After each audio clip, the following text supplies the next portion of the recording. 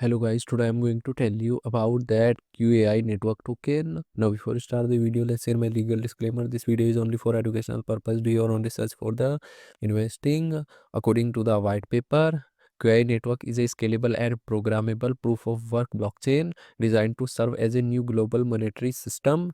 It introduces an energy-based fiat coin QI, which foundation as decentralized money for compute economy, aligning its value with the cost of energy.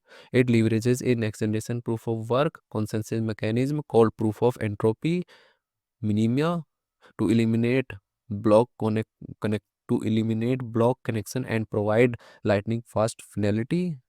QI network token total supply is 3 billion and circulating supply is around 782.48 million QUAI token. QUAI token is listed on gate.io, MEXC, Bank, XT.com and other centralized exchanges. If I share my opinion with you, then this project up to 70% chances is that it is a legit or good project. So guys, don't take my opinion as a financial advice. Do your own research for the investing. Thanks for watching.